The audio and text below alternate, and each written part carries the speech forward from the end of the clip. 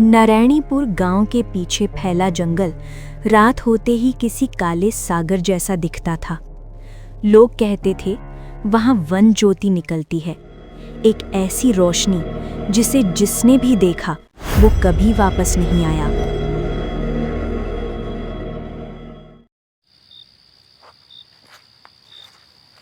दुख भरा दिन बीत्यो रे भैया, सुख भरा दिन आयो रे।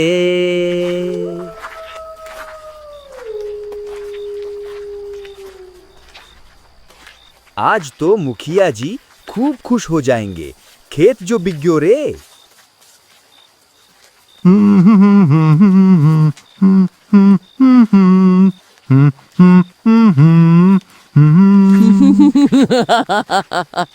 अरे ये कैसी आवाज है?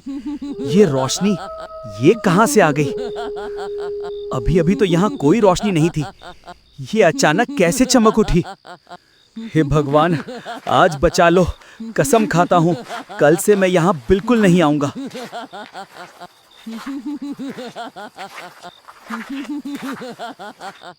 अरे ये क्या हो रहा है? कोई बचाओ।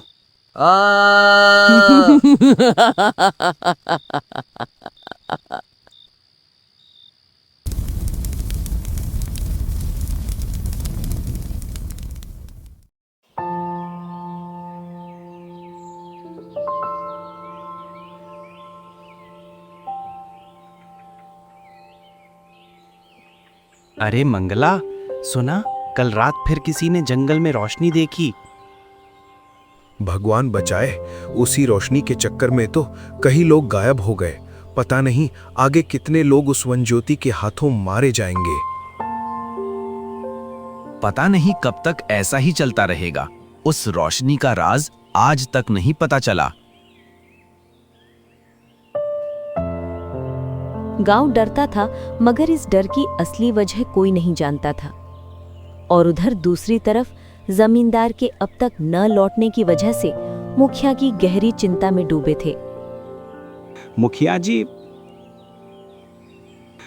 जी, सुनने में आया है कि हमारे जमींदार, जिसे आपने दूसरे गांव जमीन देखने के लिए भेजा था, उसे उसी वन ज्योति ने मार डाला। हे भगवान, ये क्या हो रहा है? उस वन ज्योति का साया तो दिन प्रतिदिन और मजबूत होता जा रहा है। तुम ऐसा करो, आज शाम होते ही चौपाल पर पूरे गांव वालों को बुला लेना। अब ये मामला सिर्फ एक आदमी का नहीं रहा, पूरा गांव खतरे में है। शाम होते ही सभी गांव वाले चौपाल पर जमा हो जाते हैं। सुनो, सब मेरी बात ध्यान से सुनो। कल शाम हमारे गांव के एक और इंसान की मौत हो गई, और ये मौत किसी हादसे से नहीं बल्कि उस वन ज्योति के हाथों हुई है। अब सबको बहुत सतर्क रहने की जरूरत है। ये कोई आम आत्मा नहीं, ये बदले की आग में जल रही शक्ति है। आज से कोई भी, मैं दोबारा कह रहा हूं, कोई भी शाम होने के बाद जंगल की तरफ नहीं जाएगा। जो गया वो वापस नहीं आएगा। लेकिन उस रात जो इस खबर से बिल्कुल अनजान था, वन ज्योति के हाथों शिकार हो गया।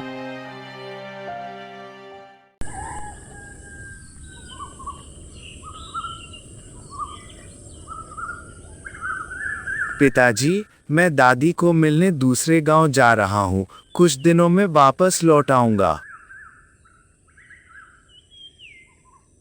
अगले दिन सुबह मोहन अपनी दादी से मिलने नारायणीपुर गांव की ओर निकल पड़ा।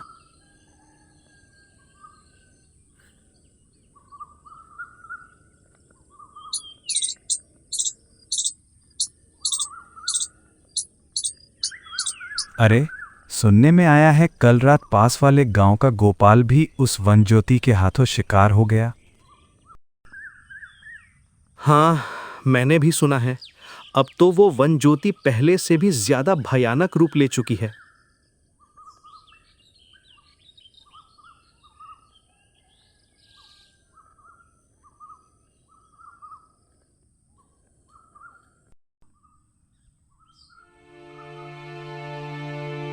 दादी, आज जब मैं रास्ते से आ रहा था तो लोग कुछ वन ज्योति की बातें कर रहे थे।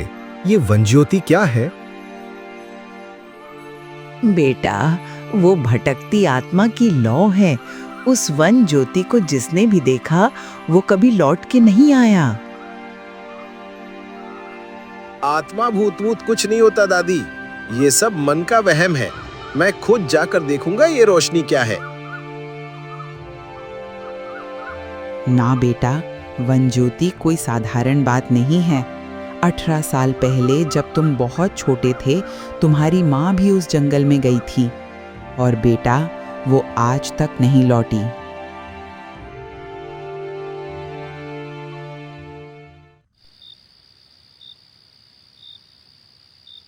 वन ज्योति कोई साधारण बात नहीं है। 18 साल पहले जब तुम बहुत छोटे थे, तुम्हारी माँ भी उस जंगल में गई थी और बेटा वो आज तक नहीं लौटी। माँ भी उस जंगल में गई थी और आज तक नहीं लौटी। आज मोहन भी उसी जंगल में जाएगा। आखिर मैं भी देखूं ये वन ज्योति है क्या।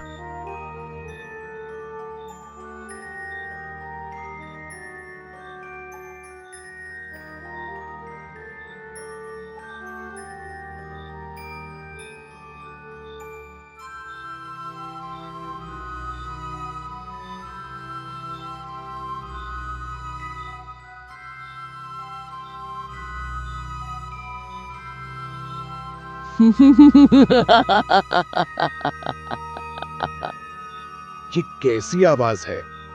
शायद ये वन ज्योति की आवाज है। कौन है? कौन है यहाँ? हिम्मत है तो सामने आओ। अचानक दूर एक नीली रोशनी चमकती है, लेकिन तभी रोशनी हिलती है, कभी पेड़ के पीछे, कभी ऊपर, कभी जमीन के पास, मानो उसे बुला रही हो। रोशनी उसके बिल्कुल पास आकर रुक जाती है। कौन हो तुम?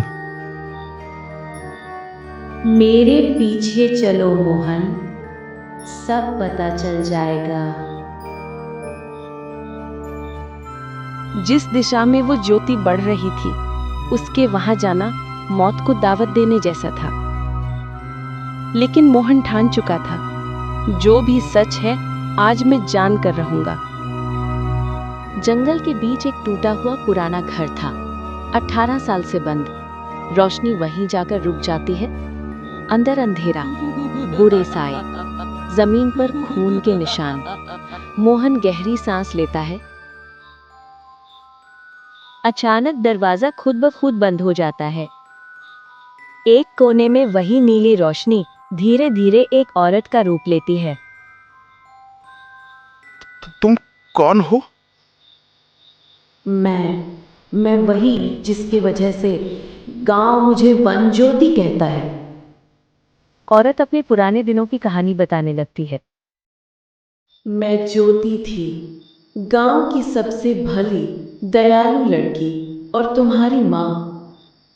एक रात गांव के मुखिया और उसके लोगों ने मुझे मारकर इस पुराने टूटे घर में छुपा जाते हैं, क्योंकि मैं उनके लालच और जुर्म की गवाह थी। मैं उनके सभी राज को जान चुकी थी। मरते वक्त मैंने कसम खाई, मेरी आत्मा हर दोषी को यहाँ खींच कर लाएगी। ये सब मेरी माँ के साथ हुआ, लेकिन आपने गांव वालों को क्यों नहीं बताया? क्योंकि मेरा शरीर तो मर गया बेटा, लेकिन मेरा वादा जिंदा था। मैंने हर अपराधी को एक एक कर उठा लिया। अब सिर्फ एक ही अपराधी बचा है और मुखिया आसानी से यहाँ नहीं आएगा। अब तुमने मेरी मदद करनी है बेटा। अब तुम मुखिया को कैसे भी करके यहाँ लाओ, ताकि मुझे जल्दी मुक्ति मिल सके।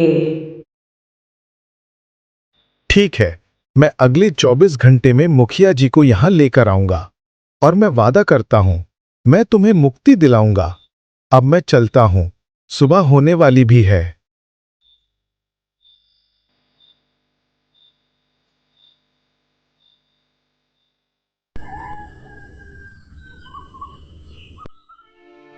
दादी, मैं थोड़ा घूमने जा रहा हूँ, अभी आता हूँ, चिंता मत करना। ठीक है बेटा, जा, लेकिन ज्यादा देर मत लगाना।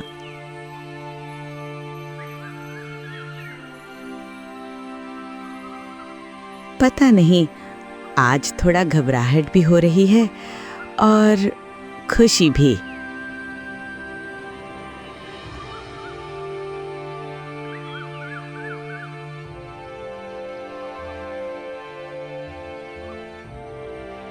अरे आओ मोहन, बहुत दिनों बाद दिखाई दे रहे हो। बीमार दादी को मिलने आए होगे, है ना? हाँ मुखिया जी, जैसे ही खबर मिली तो सीधा गांव चला आया। ठीक है, अच्छा किया बेटा। आखिर अपना गांव और अपने लोग ही काम आते हैं मुश्किल वक्त में। तुम्हारी माँ तो तुम्हें बचपन में छोड़कर चली गई। क्या करें। जितना हंसना है हंस ले मुखिया, आज तेरे कर्मों का हिसाब होगा। आज तेरा आखिरी दिन है मुखिया। मुखिया जी, दादी अब ठीक है, तो मैं सोच रहा था कि आज अपने गांव लौट जाऊं। लेकिन जब मैं यहां आने के रास्ते में था ना, तो मुझे जंगल के मोड़ पर बहुत सारे रुपयों की एक पोटली मिली थी। पहले समझ नहीं आया किसकी है, फिर सोचा कि मुखिया जी को बता दूं, जिसकी भी होगी वो ले लेंगे। तो मैं उस पोटली को जंगल में ही पत्थरों के नीचे छुपाया। पर आज शाम को तो मैं जा रहा हूं, तो वो पोटली वहीं रह जाएगी। अब क्या होगा मुखिया जी? मुझे डर है कहीं किसी गलत आदमी के हाथ ना लग जाए। अरे वाह, मेरा तो आज भाग खुल गया। मोहन, क्या तुम वो पोटली मुझे लाकर दे सकते हो? देखो बेटा, गांव की चीज गांव में ही रहनी चाहिए। अगर वो पोटली मेरे पास आ जाएगी तो मैं देख लूंगा किसकी है। तुम्हें परेशान होने की कोई जरूरत नहीं। नहीं मुखिया जी, असल में मुझे अभी थोड़ा काम है, इस वजह से मैं जा रहा हूं। अगर आप मेरे साथ चलो तो वो पोटली मैं आपको दे सकता हूं। मैं अकेला पोटली लेने नहीं जा सकता। और फिर आप कह रहे थे ना, गांव की चीज गांव में रहनी चाहिए, तो चलिए साथ, आप ही के हाथों में दे दूंगा। ये सही मौका है, और मोहन तो है ही मेरा साथ। ठीक है, लेकिन हमें जल्दी जाना होगा। तो ठीक है मुखिया जी, शाम को जल्दी आ जाना। मैं गांव को चला जाऊंगा और मैं तुम्हें वो पोटली दे दूंगा।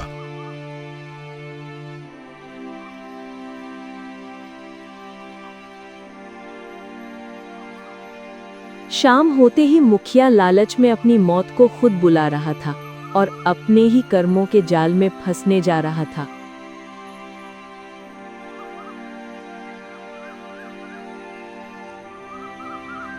मुझे ऐसा क्यों लग रहा है कि ये जगह देखी हुई है। यहां मैं पहले भी आ चुका हूं। मोहन, तुम्हें पक्का मालूम है कि वो पोटली तुमने इसी रास्ते में छुपाई है? कहीं तुम मुझसे झूठ तो नहीं बोल रहे ना? अरे नहीं मुखिया जी, मुझे झूठ बोलकर क्या मिलेगा भला। मैं तो बस यही चाहता हूं कि वो पोटली जिस इंसान की है उसे मिल जाए। और मुझे आप पर पूरा विश्वास है मुखिया जी कि आप वो पोटली उस इंसान को ही दे दोगे। अगर आपको मुझ पर विश्वास नहीं हो रहा तो आप वापस जा सकते हो। अरे नहीं, मैं तो ऐसे ही कह रहा था, पर अंधेरा भी हो रहा है मोहन। मैंने सुना है रात को यहाँ वन ज्योति निकलती है, और जिसे भी उसने देखा है वो लौटकर नहीं आया। जल्दी चलो मोहन, हमें पोटली भी लेनी है और वापस भी पहुंचना है। मुझे यहाँ ज्यादा देर नहीं रुकना। बस पहुंचने ही वाले हैं मुखिया जी, बस आ गया। मुखिया और मोहन उस टूटे घर के पास पहुंच जाते हैं जहां ज्योति की आत्मा भटक रही थी। आओ मुखिया जी, यही है वो जगह जहां मैंने वो पोटली छुपाई थी। अरे ये जगह तो वही है जहां हमने ज्योति को मारा था। अच्छा, यही है वो जगह। तो जल्दी से वो पोटली दो, फिर घर भी जाना है। जल्दी दो मोहन, जल्दी।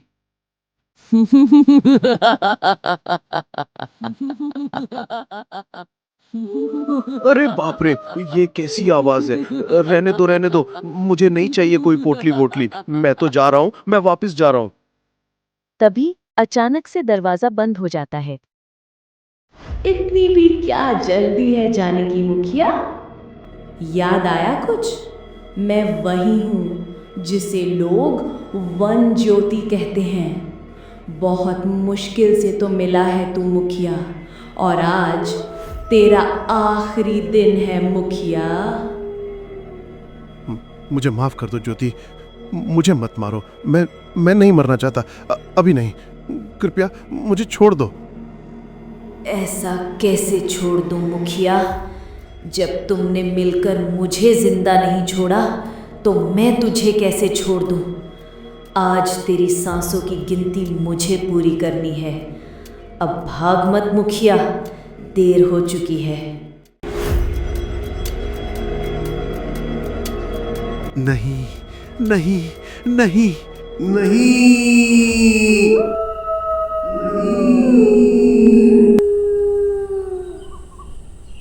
उस दिन से मुखिया का लालच खत्म और ज्योति का बदला पूरा हो गया।